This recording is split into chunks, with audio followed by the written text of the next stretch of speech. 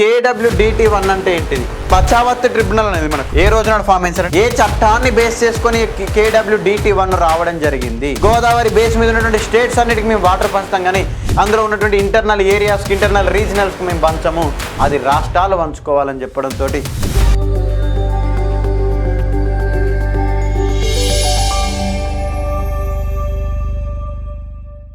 మరి కృష్ణా నది నీళ్ళను పంచాలని అంటే ఏ విధంగా మరి కృష్ణా నది వివాదాలను తగ్గించడం కోసం అప్పుడు కేంద్ర ప్రభుత్వం ఏం చేసింది సార్ అంటే 1969 in the year of 1969 April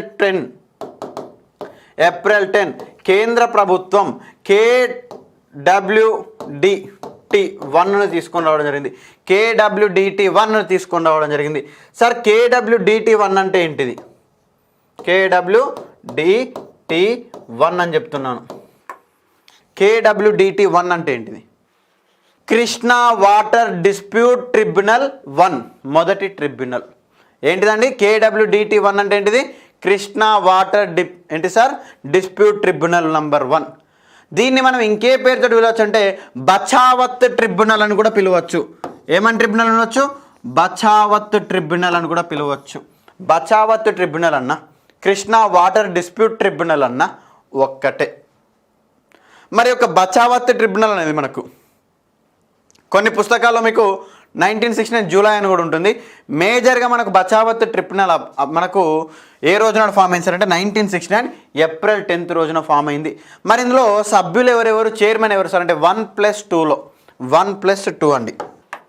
అంటే బచావత్ గారు చైర్మన్గా, ఎవరండి? ఆర్ఎస్ బచావత్ చైర్మన్గా, బహదూర్ గారు, షంషేర్ బహదూర్ గారు సభ్యులుగా, అదేవిధంగా డిఎం బండారి మెంబర్గా, ఎవరండి? డిఎం బండారి, షంషేర్ బహదూర్ మెంబర్స్గా, బచావత్ చైర్మన్గా కృష్ణా వాటర్ డిస్ప్యూట్ ట్రిబ్యునల్ 1ను మనకు కేంద్ర ప్రభుత్వం ఏర్పాటు చేసింది. ఏ చట్టాన్ని బేస్ చేసుకొని KWDT1 రావడం జరిగింది? సెంట్రల్ గవర్నమెంట్ 1956లో ఇంట్రడ్యూస్ చేసినటువంటి inter state water dispute act 1956ను బేస్ చేసుకొని తీసుకొని రావడం జరిగింది. మరి ఈ యొక్క చట్టాన్ని తీసుకొని వచ్చిర్రు. మరి కృష్ణా నది పైన మరి ఇది ఏం చేస్తారు సార్ అంటే ఈ యొక్క కమిటీ అని, ఈ యొక్క డిస్ప్యూట్ ట్రిబ్యునల్ అనేది ఏం చేస్తారు సార్ అంటే జడ్జిమెంట్ ఇస్తుంది. కృష్ణా వాటర్ డిస్ప్యూట్ ట్రిబ్యునల్ ఏమిస్తారు సార్? జడ్జిమెంట్ అన్న, అవార్డు అన్న, రిపోర్టు అన్న ఒక్కటేనండి. ఈ KWDT1 వరకు అంటే నదీ జలాల వరకు రేపు అది మనకు అవార్డు ప్రకటించింది అన్నా కూడా, లేదా దీని యొక్క జడ్జిమెంట్ అన్నా కూడా, లేదు దీని యొక్క రిపోర్ట్ అన్నా కూడా ఒకటే. అవార్డు అన్న, జడ్జిమెంట్ అన్న, రిపోర్ట్ అన్న ఒక్కటే. మనకు ఏ విధంగా ఎగ్జామ్లో అడిగినా ఆ యొక్క పాయింట్ను గుర్తుంచుకోండి. సో మరి యొక్క బచావత్ ట్రిబ్యునల్ అనేది ఏర్పాటు అయింది. మరి యొక్క బచావత్ ట్రిబ్యునల్ దాని యొక్క ఫస్ట్ అవార్డు KWDT1 యొక్క ఫస్ట్ అవార్డు 1976లో ఇచ్చింది. మరి కృష్ణా నది మీద అనేకమైనటువంటి రాష్ట్రాలు ఉంటాయి. ఉండే మహారాష్ట్ర ఉంటుంది, కర్ణాటక ఉంటుంది, ఉంటుందా? తెలంగాణ ఉంటుంది, ఇప్పుడు ఉన్నటువంటి ఆంధ్రప్రదేశ్ కూడా ఉంటుంది. అప్పుడు అలాంటి సందర్భంలో మొత్తం యునైటెడ్ ఆంధ్రప్రదేశ్కు 1976లో కృష్ణా వాటర్ డిస్ప్యూట్ ట్రిబ్యునల్ 1 ఎన్ని టీఎంసీలను అలాట్ చేసింది సార్ అంటే టోటల్గా 811 టీఎంసీలను అలాట్ చేసింది. ఎన్ని టీఎంసీలను అలాట్ చేసిందండి? టోటల్గా యునైటెడ్ ఆంధ్రప్రదేశ్ రాష్ట్రానికి KWDT1 అలాటెడ్ 811 టీఎంసీస్ వాటర్ను. మరి యొక్క 811 టీఎంసీల నీటిని ఏ విధంగా పంచిర్సారంటే ఇందులోకి వెళ్ళి తెలంగాణ ప్రాంతానికి 278 టీఎంసీలు, ఇది తెలంగాణ ప్రాంతానికి. మరి ఇందులో నుంచి ఒకసారి మీకు ఇంకా క్లియర్గా కూడా రాస్తున్నా చూడండి. మొత్తంగా ఈ యొక్క 811 టీఎంసీల ఇందులో తెలంగాణ ప్రాంతానికి ఎన్ని సార్?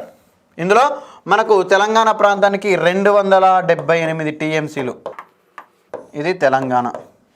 మరి అదేవిధంగా ఆంధ్ర ప్రాంతానికి 388, ఆంధ్ర ప్రాంతానికి 388. మరి రాయలసీమ ప్రాంతానికి 145. సో ఈ విధంగా పంచిరు. మేజర్గా చూసుకోండి కేవలం తెలంగాణ అంటే ఇక్కడ 3 ప్రాంతాల వైజ్గా మనకు వర్గీకరించడం ద్వారా కొంతమేర ఈక్వల్గా వస్తుంది. అవునా కాదా? అవునా కాదా? మరి కానీ తెలంగాణ ప్రాంతానికి 2 కలిపితే ఎంత అవుతాయి సార్? చాలా ఎక్కువ అయిపోతే తెలంగాణ ప్రాంతానికి చాలా తక్కువ నీళ్ళని అలాట్ చేసిర్రు. తెలంగాణ ప్రాంతానికి చాలా తక్కువ నీళ్ళు అలాట్. ఎందుకోసం అలాట్ చేయడం జరిగింది సార్? తక్కువ నీళ్ళు ఎందుకంటే కెపాసిటీ లేదు, అసలు ప్రాజెక్టులే లేవు. ఏం చేసుకుంటావు నీళ్ళని? ఎక్కడికి వెళ్ళి డైవర్ట్ చేస్తావు? డైవర్ట్ చేయడానికి ఏమైనా ప్రాజెక్టులు ఉన్నాయా వాటర్ను స్టోర్ చేయడానికి? లేదంటే వాటర్ను డైవర్ట్ చేయడానికి ఏమైనా లిఫ్ట్ ఇరిగేషన్ స్కీమ్స్ ఉన్నాయా? ఎక్కడ పోయింది నా భీమా ప్రాజెక్టు? ఎక్కడ పోయింది నెట్టెంపాడు? ఎక్కడ పోయింది పూర్తి స్థాయిలో నాగార్జున సాగర్ ఆయకట్టు? ఎక్కడ పోయింది శ్రీశైలం పూర్తి స్థాయి ఆయకట్టు? జూరాల ప్రాజెక్ట్ని ఎంతతోటి స్టార్ట్ చేసినావు? 7 దాకా కుదించినావు దాన్ని. కెపాసిటీ లేదు, స్టోరేజ్ కెపాసిటీ. ప్రాజెక్టులు కడితే కదా స్టోరేజ్ కెపాసిటీ ఉండేది, అవునా కాదా? ఎస్. మరి అదేవిధంగా ఇలాంటి సందర్భంలో ఏదైతే కృష్ణా వాటర్ డిస్ప్యూట్ ట్రిబ్యునల్ ఉందో అదే Krishna water dispute tribunal Godavari పైన కూడా రిపోర్ట్ను ఇచ్చింది, జడ్జిమెంట్ ఇచ్చినటువంటి పరిస్థితి 1976లోనే. సో మొత్తంగా మరి గోదావరి నది పైన సేమ్ మనకు బచావత్ ట్రిబ్యునల్ కూడా జడ్జిమెంట్ ఇచ్చింది. కృష్ణా వాటర్ డిస్ప్యూట్ ట్రిబ్యునలే మళ్ళీ మనకు గోదావరి వాటర్ డిస్ప్యూట్ ట్రిబ్యునల్గా కూడా పనిచేసింది. ఎట్ ఏ టైం అవార్డు కూడా ఇచ్చినటువంటి పరిస్థితి. ఇలాంటి సందర్భంలో మరి గోదావరి నది ఆంధ్ర తెలంగాణలో పారేదాన్ని 100%గా తీసుకుంటే తెలంగాణ ప్రాంతంలో ఎంత పడుతుంది సార్? 79%. ఆంధ్ర తెలంగాణలో పారేటువంటి గోదావరి 79% తెలంగాణ ఏరియాలో పారుతుంది. తెలంగాణ ఏరియా గుండా ప్రవహిస్తూ ఉంటుంది. ఆంధ్ర ప్రాంతంలో జస్ట్ 21%. జస్ట్ 21%. మరి వాటర్ అలొకేషన్ ఎవరికి ఎక్కువ ఉండాలి? తెలంగాణలోకి ఉండాలి. కానీ వాటర్ అలొకేషన్ తెలంగాణ ప్రాంతానికి చెయ్యనటువంటి పరిస్థితి. టోటల్గా మరి ఉమ్మడి ఆంధ్రప్రదేశ్ రాష్ట్రానికి ఎన్ని టీఎంసీలను అలాట్ చేసింది సార్ అంటే 1480 టీఎంసీలను అలాట్ చేసింది బచావత్ ట్రిబ్యునల్ ఉమ్మడి ఆంధ్రప్రదేశ్ మొత్తానికి. సరే మరి దీన్ని విడదీయండి, ప్రాంతాల వైజ్గా మీరే విడదీయండి అయ్యా అంటే మేము రాష్ట్రాలకు వంచుతాం కానీ ప్రాంతాలకు వంచమని బచావత్ ట్రిబ్యునల్ చెప్పింది. మేము స్టేట్స్కు డివైడ్ చేస్తాం విత్ ఇన్ ద మరి గోదావరి రివర్. మేము గోదావరి వాటర్ డిస్ప్యూట్ ట్రిబ్యునల్ కాబట్టి గోదావరి బేస్ మీద ఉన్నటువంటి స్టేట్స్ అన్నిటికీ మేము వాటర్ పంచుతాం కానీ అందులో ఉన్నటువంటి ఇంటర్నల్ ఏరియాస్కి ఇంటర్నల్ రీజనల్స్కి మేము పంచము, అది రాష్ట్రాలు పంచుకోవాలని చెప్పడంతో అందులో కూడా తెలంగాణ ప్రాంతానికి తీవ్రమైనటువంటి మరి వీళ్ళు నీటి పంపకాల్లో కూడా అన్యాయం జరిగినటువంటి పరిస్థితి.